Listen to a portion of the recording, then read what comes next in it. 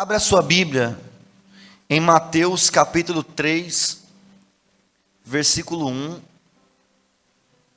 Evangelho de Jesus Cristo, segundo escreveu Mateus, capítulo 3, versículo 1. Nós vamos ler alguns versículos bíblicos e nós vamos conversar sobre um assunto muito importante nessa noite.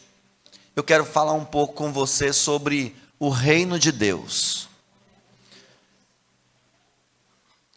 Fala junto comigo assim: Pai nosso, que estás nos céus, juntos, santificado seja o teu nome, venha a nós o teu reino e seja feita a tua vontade. Diga mais uma vez: venha a nós o teu reino. Jesus nos ensinou a clamar, a chamar o reino de Deus à existência, e nós precisamos entender sobre isso. Mateus capítulo 3, versículo 1, diz assim a palavra de Deus: Naqueles dias, surgiu João Batista, pregando no deserto da Judeia, e dizia: arrependei-vos, porque o reino dos céus está próximo. Salta para o versículo 5. A ele vinha gente de Jerusalém, de toda a Judeia, de toda a província adjacente ao Jordão, confessando seus pecados, eram batizados por João no rio Jordão. E vendo ele muitos dos fariseus e dos saduceus que vinham ao seu batismo, dizia-lhes: raça de víboras, quem vos ensinou a fugir da ira futura? Produzi, sim, frutos que mostrem o vosso arrependimento. Não presumais de vós mesmos, dizendo: temos por pai a Abraão, porque eu vos digo que mesmo destas pedras Deus pode gerar filhos a Abraão. O machado já está posto à raiz das árvores, e toda árvore, pois, que não produz bom fruto, é cortada e lançada no fogo. Capítulo 4, versículo 17. Daquele momento em diante, Jesus passou a pregar e dizer: arrependei-vos, porque é chegado o reino dos céus.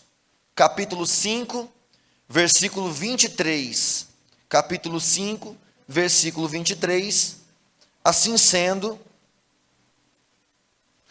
se trouxeres a oferta ao altar e te lembrares que o teu irmão tem algo contra ti, deixa ali mesmo diante do altar a tua oferta, e primeiro vai reconciliar-te com o teu irmão, e depois volta e apresenta a tua oferta. Entra em acordo depressa com teu adversário, enquanto estás com ele a caminho do tribunal, para que não aconteça que o adversário te entregue ao juiz, e o juiz te entregue ao carcereiro, e te jogue na cadeia. Com toda certeza afirmo que de maneira alguma sairás dali, enquanto não pagares o último centavo. Quem pode dar um glória a Deus por isso? Vamos lá então. Uma das maiores evidências da legitimidade da Igreja de Cristo é o seu envolvimento com as pautas levantadas por Jesus ao longo do seu ministério. Para você entender se o evangelho que você tem recebido é legítimo, é de fato o evangelho pregado por Jesus Cristo, você precisa entender e avaliar, analisar se as pautas, se os assuntos que esse evangelho traz são os mesmos assuntos ou as mesmas pautas que Jesus trazia. No texto que nós acabamos de ler, nós vimos João Batista pregando uma mensagem, e depois nós vimos Jesus pregando a mesma mensagem. E se você olhar para a história da igreja, você vai perceber que a igreja primitiva repetia essa mensagem, e que os pais da fé repetiam essa mensagem, e esta é legitimamente a mensagem do evangelho de Cristo. Quando nós olhamos para a igreja contemporânea, a igreja dessa época, não estou falando de denominação, mas a igreja do Senhor espalhada em toda a terra no contexto geral, no conceito geral, você vai perceber que em muitos lugares a igreja tem levantado pautas que Jesus não levantou, defendido assuntos que Jesus não defendeu, falando de coisas que Jesus não falou. Hoje em dia, é muito mais comum você ver pautas do judaísmo antigo dentro das igrejas, contaminando, manchando a pureza do evangelho de Cristo, mais do que a própria essência desse evangelho. Você vai olhar em algum lugar por aí e vai ver que no altar da igreja tem uma arca da aliança. Você vai ver um pastor com um talite pendurado no pescoço, um quipar na cabeça, um candelabro de ouro. E os assuntos do evangelho que não é evangelho, que os assuntos que são levantados, as pautas que são trazidas, são pautas lá do judaísmo, de coisas que Jesus não levantou, e muitas vezes assuntos que o próprio Jesus até combateu, até resistiu, sendo trazido como assunto e chamado de evangelho. É qualquer coisa menos evangelho. Você quer ver uma coisa muito comum nos nossos dias? É a igreja se envolver, por exemplo, em pauta política. Nunca houve na história um tempo em que a igreja esteve tão envolvida com política, e quando eu falo de política aqui, eu falo de política partidária. É da igreja tomar partido, da igreja, e alguém chama isso, a igreja tem que se posicionar. A igreja tem que se posicionar em fé a respeito daquilo que Jesus disse que não pode ser negociado. Mas daí a igreja vestir a camisa de um candidato. Você viu nos períodos das eleições, nos últimos anos, que os pastores trazendo candidatos, homens até ímpios, que não tem nada a ver com Deus, entregam o microfone da igreja na mão desses homens, e eles, na maior cara de pau, pegam o microfone, cumprimenta a igreja com a paz do Senhor, quando o coração dele não tem paz, quando o coração dele não serve a Deus. Pessoas ímpias, que outrora zombam do evangelho, zombam da cruz de Cristo, cospem na cruz de Cristo, mas por causa do envolvimento da igreja com política, essas pessoas são trazidas para cima do altar, e as igrejas viram palanque político, e Jesus totalmente contar essas coisas que não tem nada a ver com o evangelho de Cristo, e estão dizendo que é evangelho de Cristo. Você vai ver lá em Atos, se tiver como colocar para mim aí, por favor, Atos capítulo 1, lá no versículo 6, no versículo 5 na verdade, Jesus está ressurreto, aparecendo aos seus discípulos, e dizendo para eles a notícia que talvez iria impactar todo o futuro da igreja primitiva. Jesus prometeu para eles, queridos irmãos, que ia encher eles do Espírito Santo. Jesus disse para a igreja que eles seriam plenos, cheios, possuídos pelo Espírito Santo. E Jesus dizendo que eles seriam, vamos no versículo 5, porquanto João de fato, Atos capítulo 1, versículo 5, portanto João de fato batizou com água, entretanto dentro de poucos dias, vocês serão batizados com o Espírito Santo. Que assunto é esse, irmão? Assunto espiritual. Olha, vocês vão ser cheios do Espírito Santo. Aí você vai ver nos próximos versículos, coloca o versículo 6 aí. Então, os que haviam reunido lhe consultaram: Senhor, será este o tempo em que restaurarás o reino a Israel?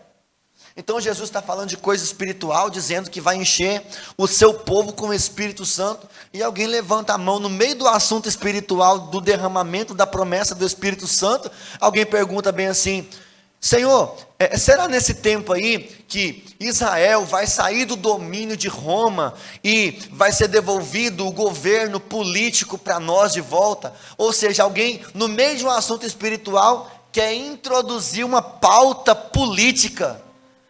Eu imagino Jesus falando: esse cara não está perguntando isso, pelo menos não agora. Eu estou falando que eles vão ser cheios do Espírito Santo. É como se alguém levantasse no meio de uma mensagem avivada pelo Espírito Santo do próprio Jesus, perguntasse quem que vai ser o presidente que vai ganhar as eleições no Brasil em 2026. Não faz sentido nenhum. Aí nos versículos seguintes, versículo 7, Jesus vai mostrar que veio. Ele lhes afirmou: não vos compete saber as épocas ou as datas que o Pai estabeleceu por a sua exclusiva autoridade. Versículo 8. Contudo, recebereis poder quando o Espírito Santo descer sobre vós, e vocês serão minhas testemunhas, tanto em Jerusalém, como na Judéia, em Samaria, e até os confins da terra. Então Jesus rebate a introdução de um assunto que não tinha nada a ver com o reino de Deus, que não tinha nada a ver com aquilo que Jesus quer trazer, com espiritualidade, com o Espírito Santo. Rebate aquilo dizendo: olha, com você não tem importância, você não precisa saber, não te compete saber as datas, questões políticas, isso não é assunto agora. O assunto agora é que vocês vão ser cheios do Espírito Santo, vocês vão ser minhas testemunhas em Jerusalém, na Judéia, Samaria e até os confins da terra, porque o Espírito Santo vai dar legalidade, vai dar autoridade, vai dar poder, vai dar dom, vai dar virtude, e vocês vão ser cheios até transbordar da presença do Espírito Santo. Eu não quero saber de política, eu quero saber que Jesus Cristo quer me encher do Espírito Santo para eu ter autoridade, legalidade, unção, para poder falar e pregar o evangelho do reino de Deus a todos quanto puderem ouvir. Quem está aí, dá um glória a Deus.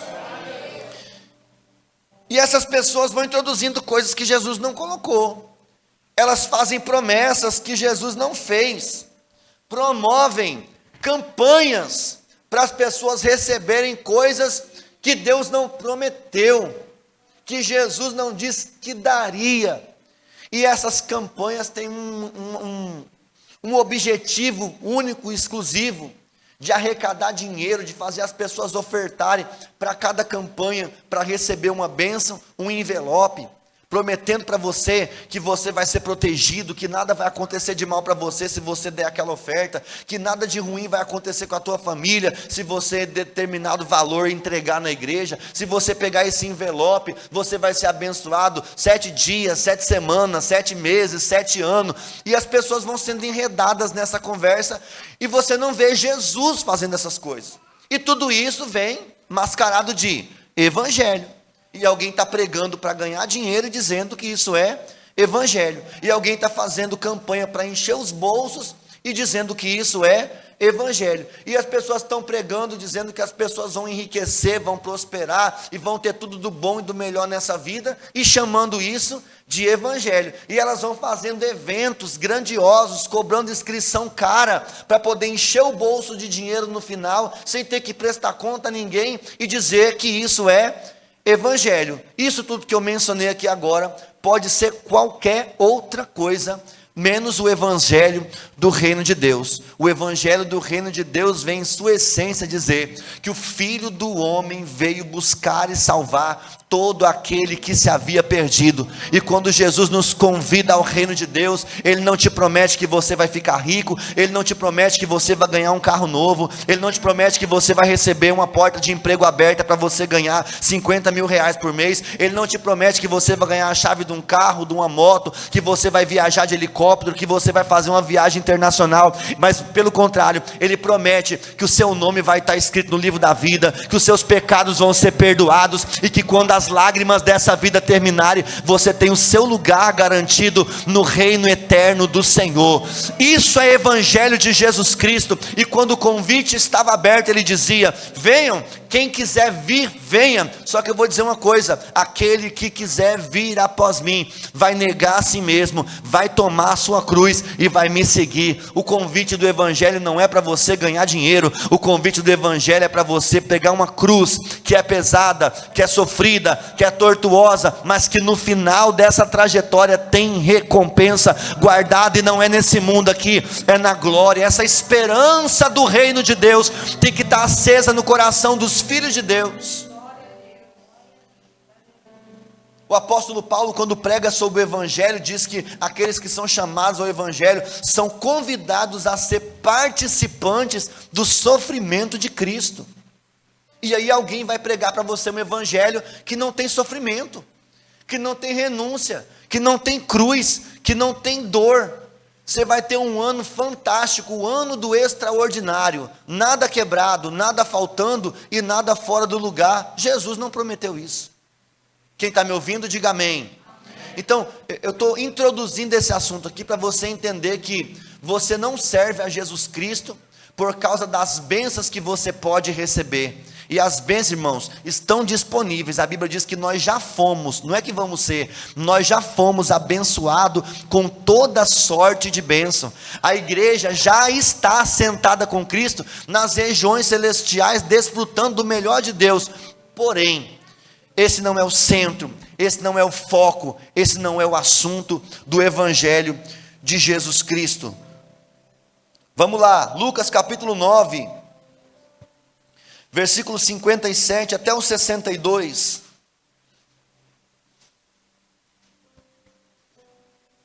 Ontem nós estávamos aqui na vigília, e o Wesley falou uma coisa que eu achei fantástica, é uma realidade nossa.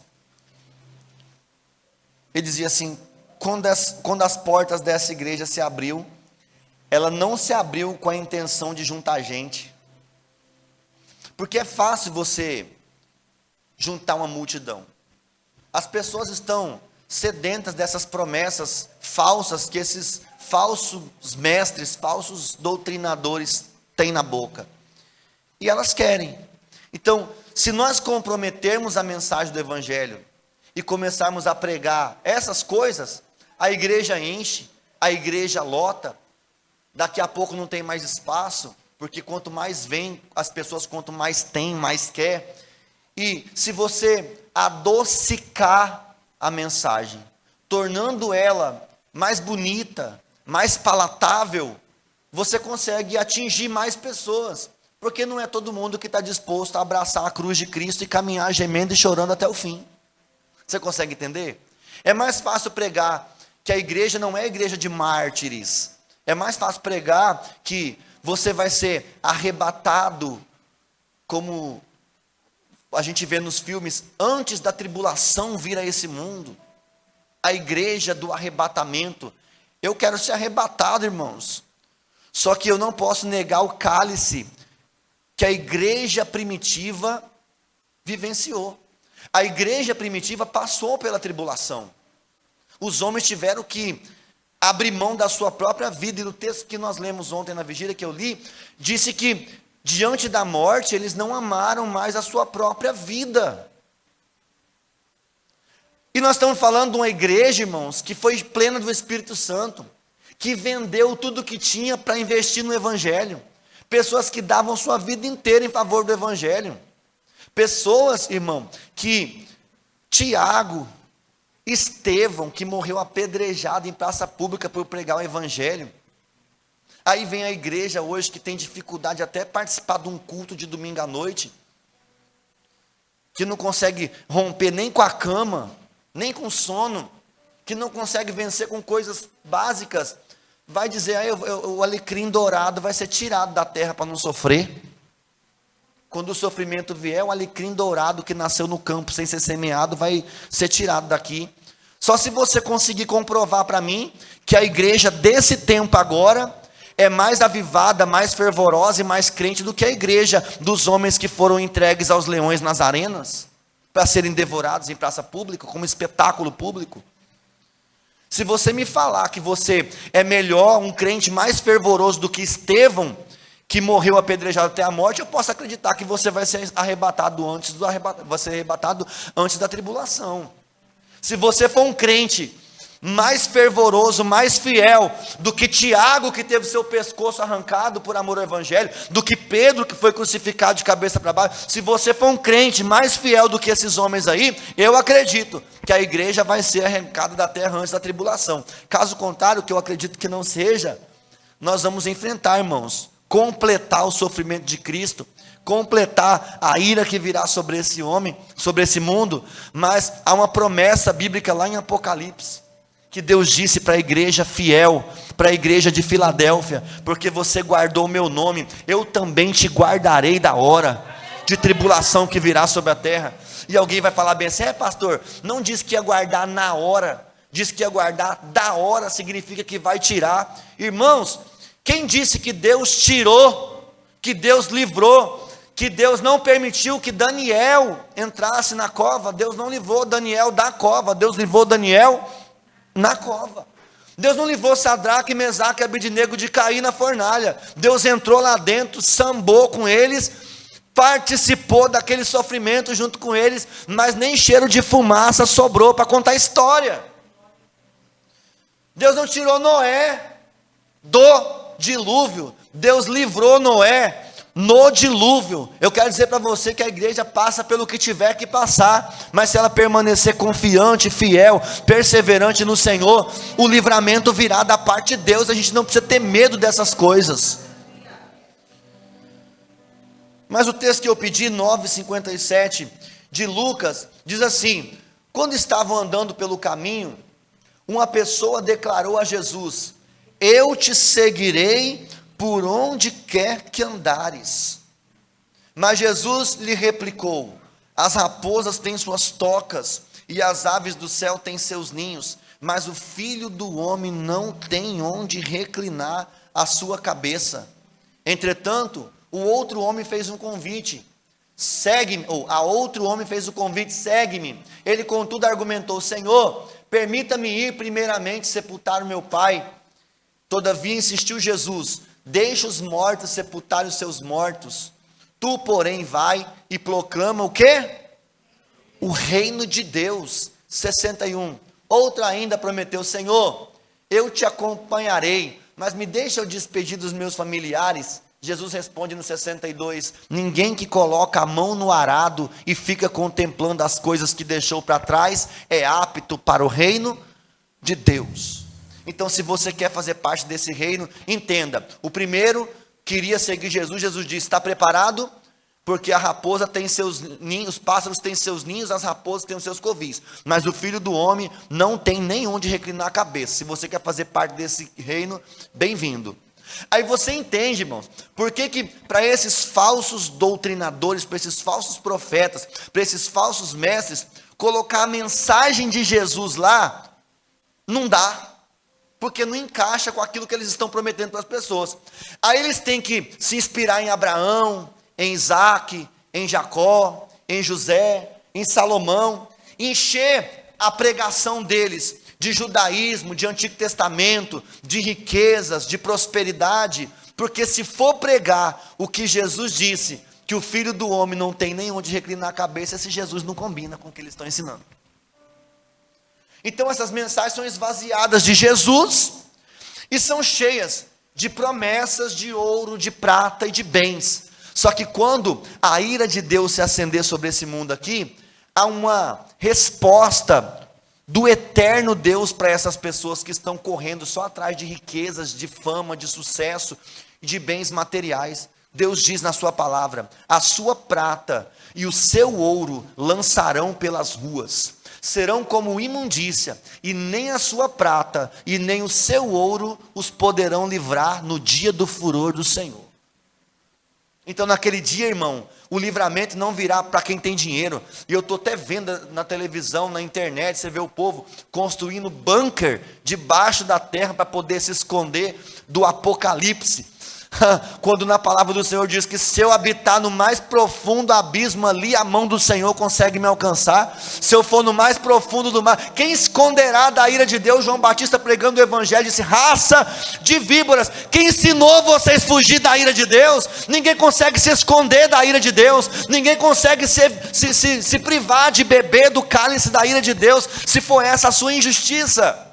Então, irmãos, fica tranquilo, que quem vai ser livre da tribulação não é aquele que tem dinheiro para construir um bunker, que tem dinheiro para pagar uma viagem para Marte e se esconder dentro da cratera do vulcão, que não existe mais, que estão fazendo isso agora, estão investigando e estudando dentro da cratera dos vulcões de Marte, porque lá não tem radiação, para se esconder lá dentro. Meu irmão, pode esconder até debaixo da saia da sua avó. Quando a ira de Deus se acender para esse mundo, somente permanecerá de pé aqueles que tiveram seu sangue lavado nas vestes, ou as vestes lavadas no sangue do Cordeiro, que não negou o nome de Jesus e que manteve a sua vida em fidelidade para com o Senhor teu Deus.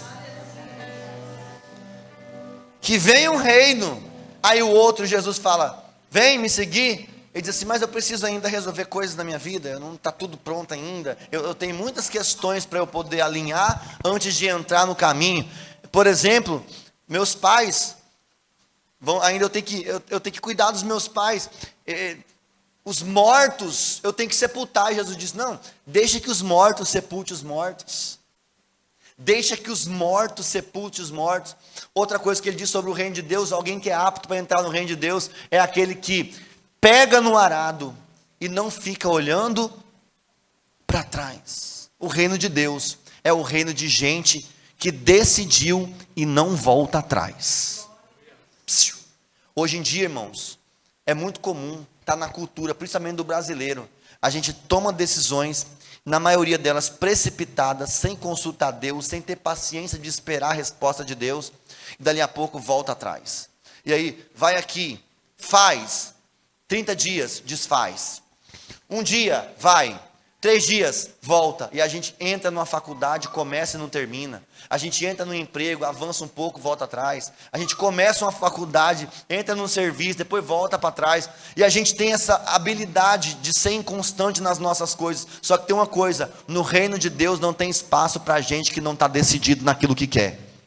Vou falar de novo: no reino de Deus não tem espaço, não sobra espaço para gente que não sabe o que quer. Jesus disse: aquele que coloca a mão no arado e fica toda hora olhando para trás, pensando no que teve que deixar, não é apto para o reino de Deus. Se você quer ser digno de fazer parte desse reino, meu irmão, você precisa entender que você vai olhar para frente. Prosseguimos para o alvo, para o prêmio da soberana vocação em Deus que há em Cristo Jesus, não olhando para as coisas que para trás ficam, mas contemplando o nosso alvo. E o nosso alvo não está atrás, mas está diante dos nossos olhos. Não volta atrás. Fala para alguém perto de você aí: você está proibido de desistir, você está proibido de voltar para trás, você está proibido de recuar.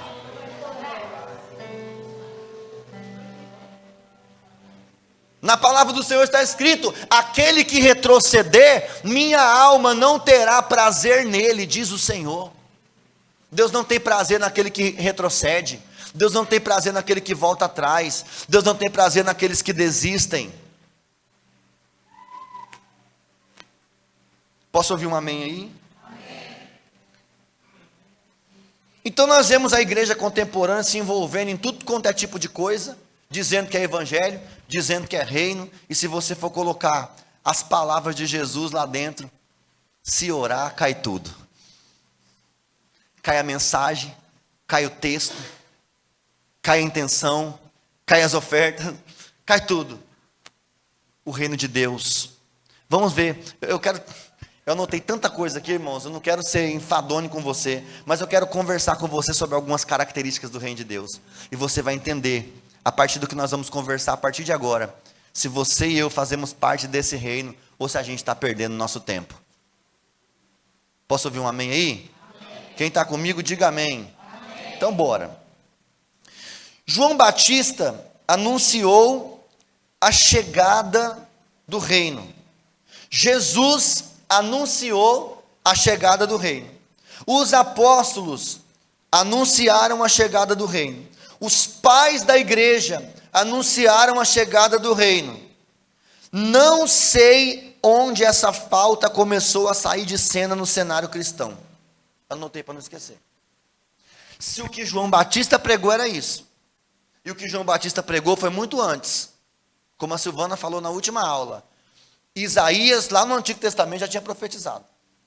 Então Isaías profetizou, João cumpriu e pregou, Jesus cumpriu e pregou, a igreja primitiva cumpriu e pregou, os pais da igreja cumpriu e pregou, e ao longo da história, Elvis, todo o cenário da igreja de Cristo foi caminhando em torno dessa mensagem: arrependei-vos porque é chegado o reino dos céus. Eu não sei onde essa pauta saiu de cena. Eu não sei em que tempo da história isso deixou de ser realidade no meio do povo de Deus. O que podemos saber sobre esse reino que pertencemos? A primeira informação que eu quero te dar sobre esse reino, João 18:36. João 18:36 é a primeira coisa para quem está anotando. Anote o que eu preciso saber sobre o reino que eu pertenço. Primeira informação, e é rica essa informação. Eu decidi começar por ela, porque talvez essa seja a mais fundamental de todas. João 18:36 Bruno, veja o que diz. Ao que lhe afirmou Jesus: meu reino não é desse mundo. Vamos para o finalzinho. Mas agora, meu reino não é daqui. Quem disse isso? Jesus. Diante de Pilatos, ele diz, em alto e bom som, para quem quisesse ouvir: meu reino não é desse mundo. Ah, Jesus, eu vou te seguir, que recompensa que eu vou ter, que bênção que eu vou desfrutar. Meu reino não é desse mundo. Não, mas quantas nações eu vou entrar? Meu reino não é desse mundo. Quais são as roupas que eu vou usar de grife, caras? Quais são as viagens que eu vou fazer? Meu reino não é nesse mundo. Se você quiser, anota: nada do que é perecível tem parte no reino de Deus. Ponto. Então, se alguém for pregar para você sobre o reino de Deus e colocar dentro do balaio um apartamento zero de frente para o mar, não tem parte no reino de Deus. Se colocar lá dentro um carro zero, Deus tem para te dar, Deus pode te dar, você pode ter, você pode trabalhar, conquistar e usufruir, desfrutar, isso é bênção, mas não coloca isso no balaio do reino de Deus. Alguém diz para você que você vai ganhar muito dinheiro, muito dinheiro, muito dinheiro. Se for um profeta, receba e diz: eu quero sobre a minha vida 3 vezes mais. Mas não diga que isso é do reino de Deus. Jesus disse: meu reino não é desse mundo. Qualquer pessoa que busca o reino de Deus, interessada em coisas que ela vai viver e desfrutar aqui nesse mundo, não entendeu nada sobre o que é o reino de Deus. Diga assim: eu faço parte do reino de Deus. Veja, Mateus capítulo 6, versículo 28. Mateus capítulo 6, versículo 28. Eu vou te mostrar quem é que anda dizendo que está no reino, mas que está de olho na verdade nas coisas daqui, no lixo dessa terra, que o tempo, a ferrugem, a traça, consome tudo. Não tem nada que dure nessa terra. Aqui não. Tudo tem prazo de validade. Não é isso? 6, 28. Por que vocês andam preocupados com o que vão vestir? Diga comigo: perecível. Observai como crescem os lírios do campo, eles não trabalham nem tecem. 29. Eu, contudo, vos asseguro que nem Salomão, em todo o esplendor da sua glória, vestiu-se como um deles. Jesus está perguntando: por que vocês estão preocupados com roupa? Por que eu não tenho que estar preocupado com roupa? Porque roupa é perecível, roupa é daqui, e o que é daqui não merece o centro da minha preocupação, porque não tem parte no reino de Deus, é perecível. Próximo, 30. Então, se Deus veste assim a erva do campo, que hoje existe, amanhã é lançada no fogo, quanto mais a vós outros homens de pequena fé.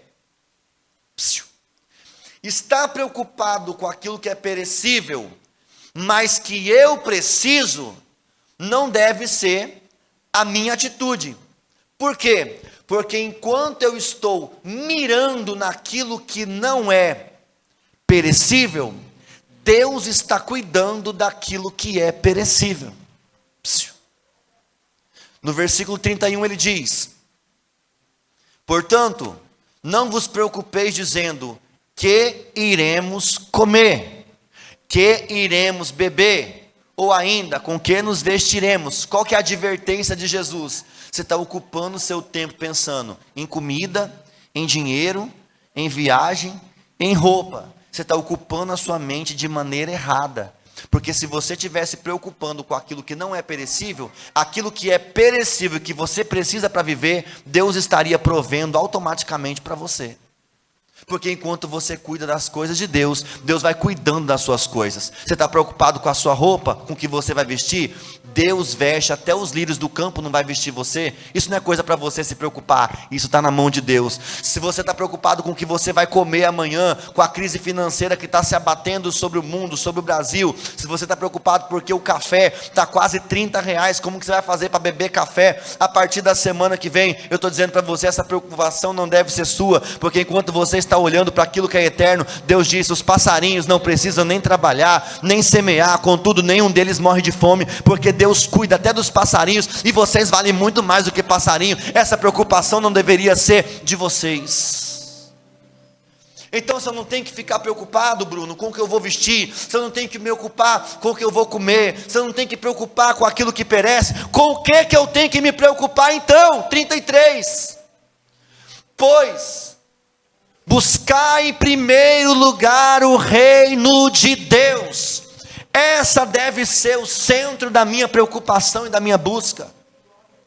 Buscar em primeiro lugar o reino de Deus e a sua justiça, e todas essas coisas serão acrescentadas. Quem está aí?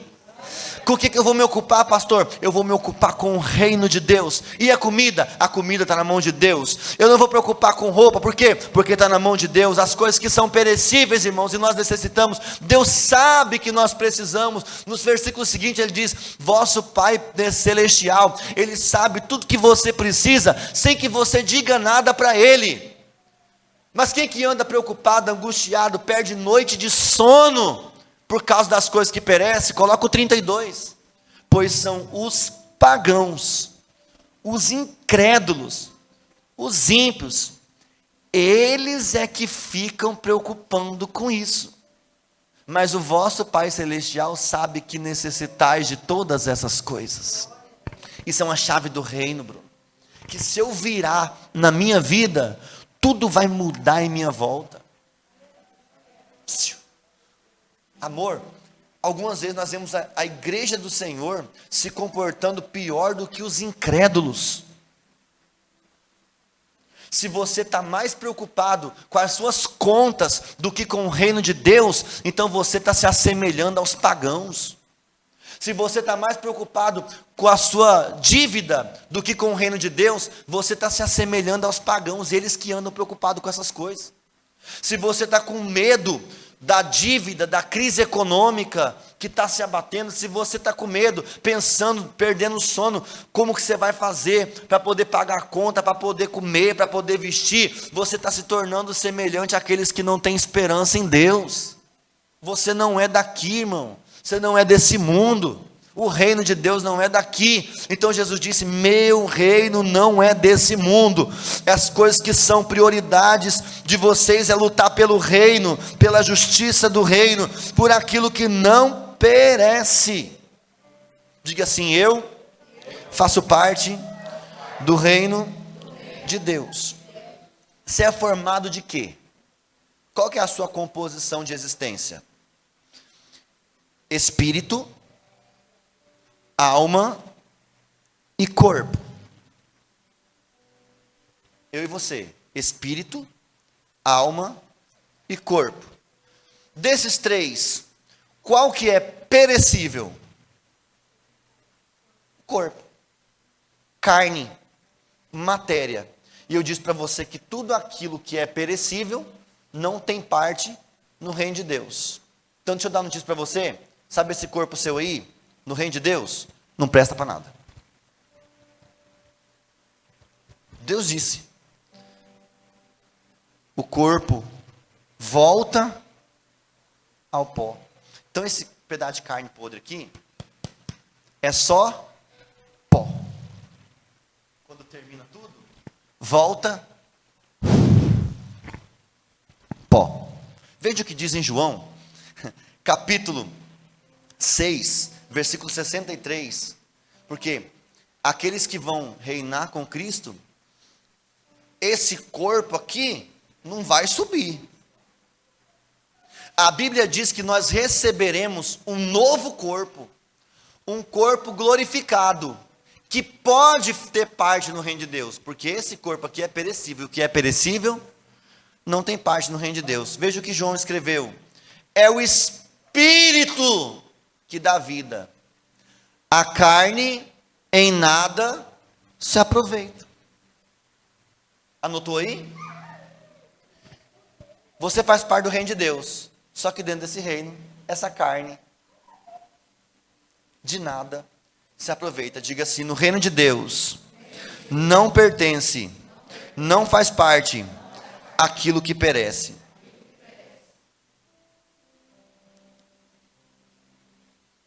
Um dia Paulo, escrevendo uma de suas cartas, ele disse assim, lembrei aqui agora, nem tenho isso anotado.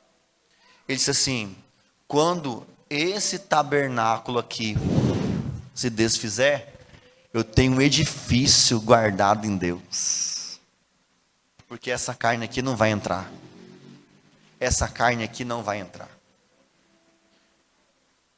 Então a primeira coisa que você vai saber sobre o reino de Deus,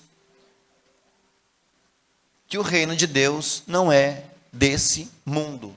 A Emily leu aqui ontem. Deus não tem nada a ver com esse mundo. As coisas que são do sistema do mundo são inimizade de Deus, inimigo de Deus. E quando você se inclina àquilo que é perecível, você se afasta daquilo que realmente tem importância no reino de Deus, que são as coisas imperecíveis ou não perecíveis. Segunda informação sobre o reino de Deus, Romanos 14, 17. Vamos até o 19, Cauã. Romanos 14, 17. Eu já estou terminando, tá?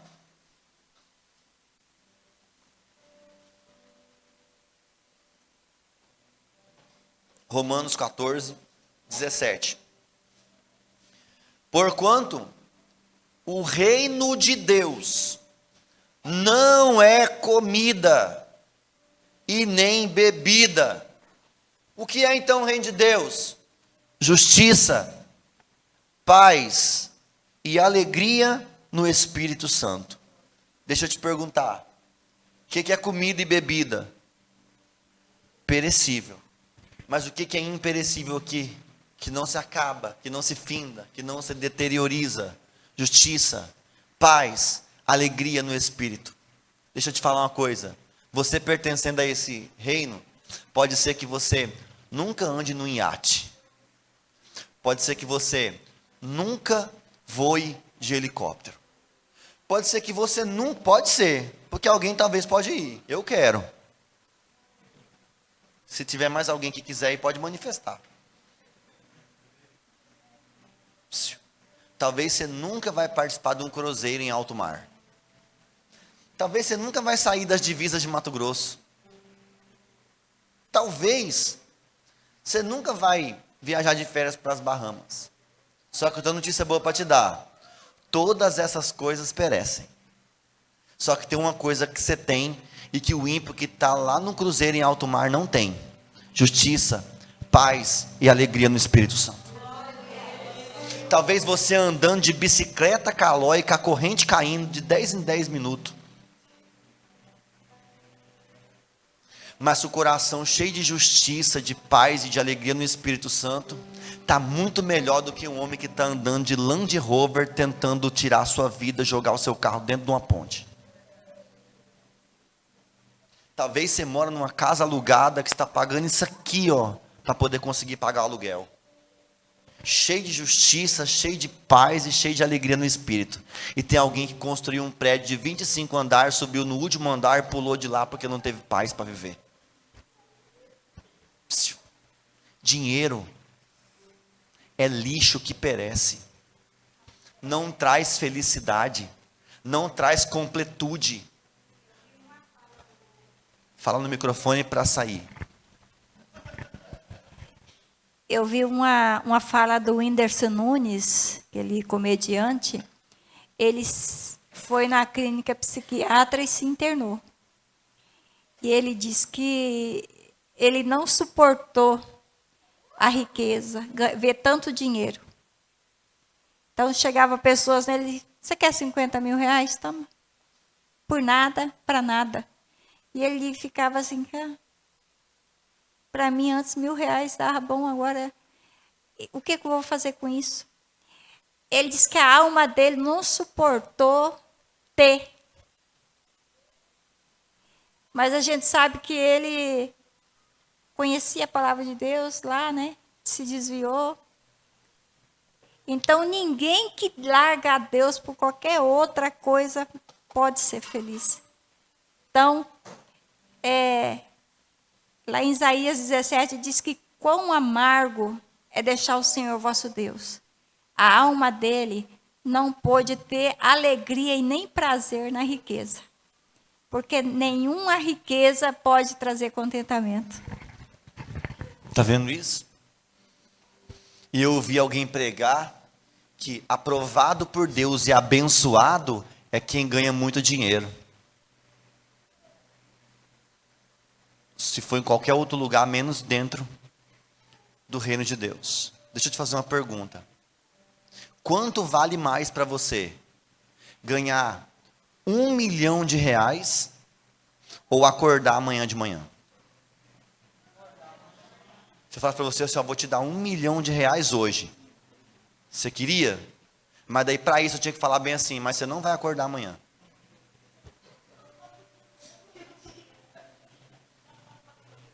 Então, se acordar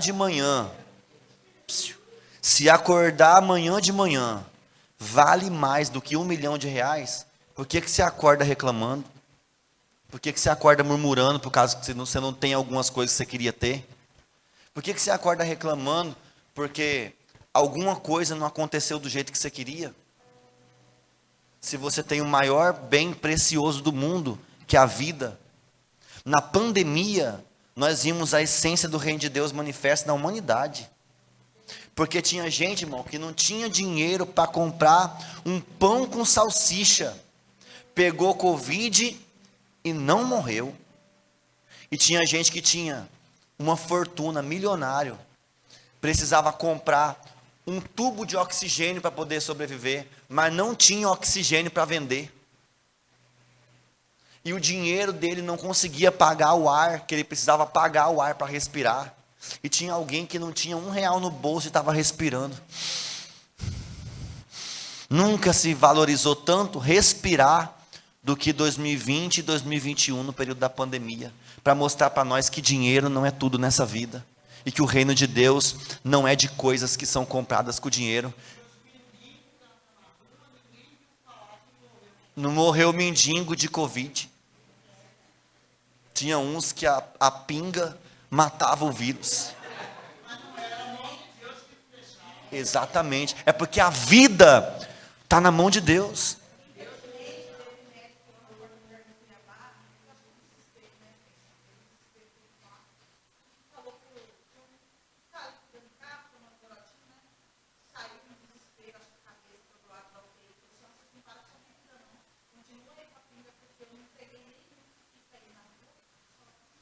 Exatamente. Olha o que a humanidade teve oportunidade de aprender, e tem gente que não aprendeu. A humanidade teve oportunidade de aprender, e teve gente que não aprendeu. Teve gente que não aprendeu que dinheiro não é tudo nessa vida, mesmo recebendo fôlego de vida para respirar de graça, enquanto todo mundo estava morrendo. Ainda saiu disso prepotente, arrogante e com o coração nas riquezas.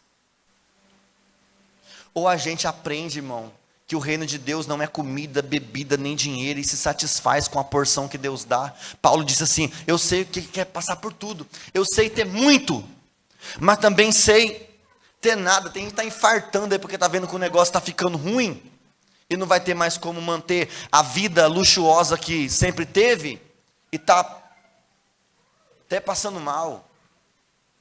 Para você entender, essas coisas, irmãos, tudo vai ficar, e o que vai permanecer de verdade é a nossa vida diante de Deus. Isso aí não tem preço. Então, o reino de Deus não é comida nem bebida, mas é justiça, paz, alegria no Espírito. Você pode dar um glória a Deus por isso? Você pode dar um glória a Deus que talvez você não anda no melhor carro, talvez você não mora na melhor casa, talvez sua conta não está recheada, talvez você não vai tirar férias na praia, ou talvez você vai tirar férias em Santo Antônio de Levergé. Mas tem uma coisa, irmão, ninguém consegue pagar a alegria, a justiça, a paz no Espírito Santo que você tem, de você deitar para dormir e acordar sabendo que o seu nome está escrito no céu. E que ouro, nem prata, nem dinheiro, nem pedra preciosa consegue pagar isso, porque Jesus conquistou na cruz do Calvário e deu de graça para nós. Terceira e última afirmação sobre o reino de Deus, Marcos capítulo 4, versículo 26.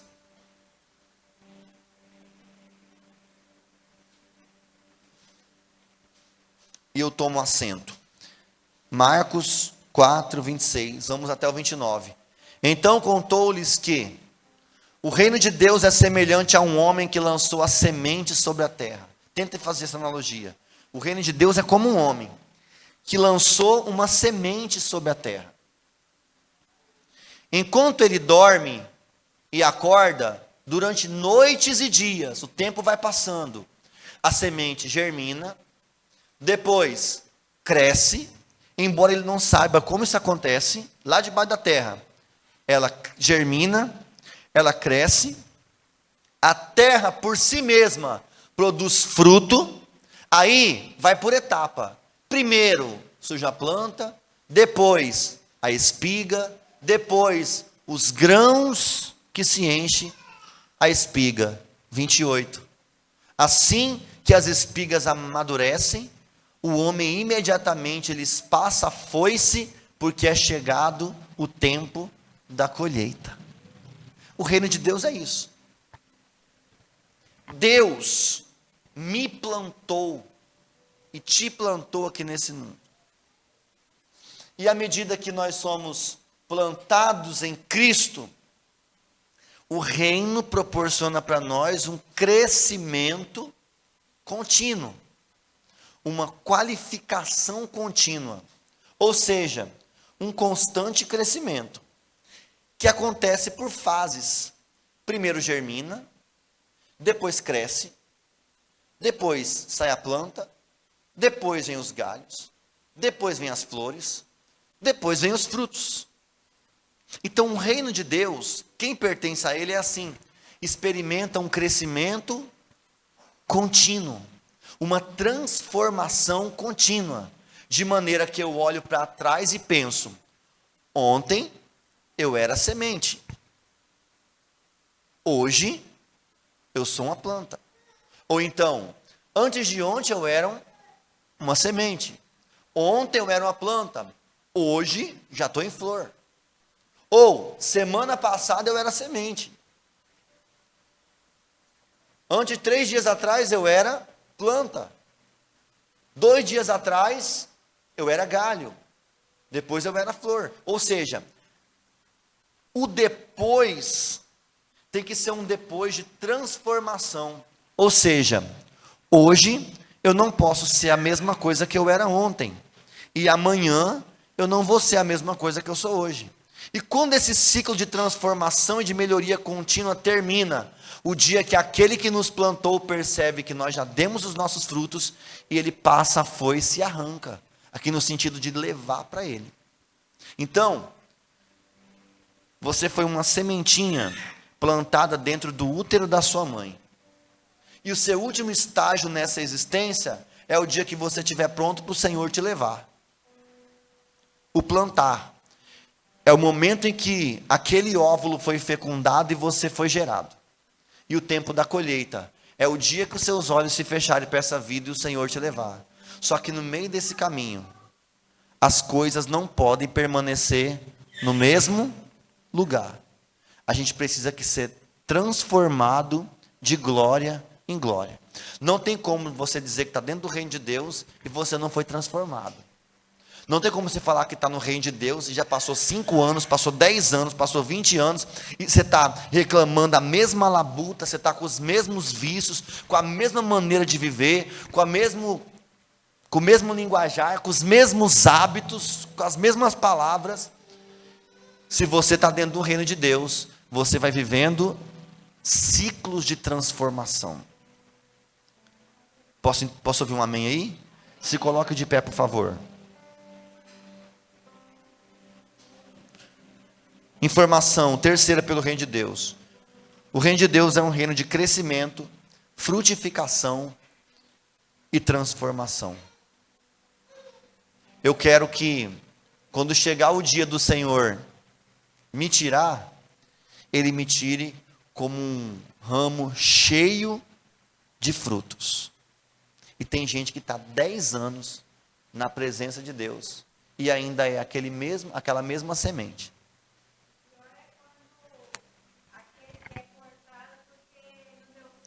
Cortado porque não deu fruto. A árvore que ele não foi colhido, ele foi cortado. Posso profetizar sobre a sua vida? Você não vai ser cortado, você vai ser colhido. E o fruto é colhido quando ele está maduro e pronto. Amém? Aí cumpriu o seu propósito. Irmãos, busque essa transformação todo dia. Não dá para ficar muito tempo no reino de Deus e nada mudar. E essa mudança começa de dentro para fora.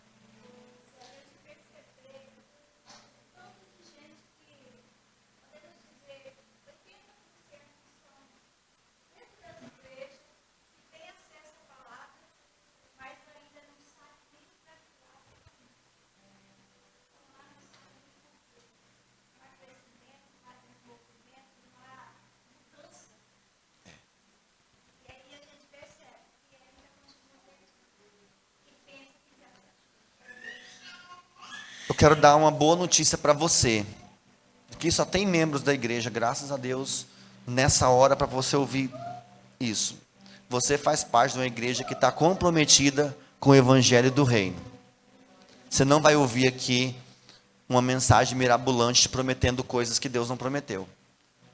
E essas coisas que nós estamos pregando aqui, irmãos, talvez pode fazer alguém olhar para isso aqui e desmerecer.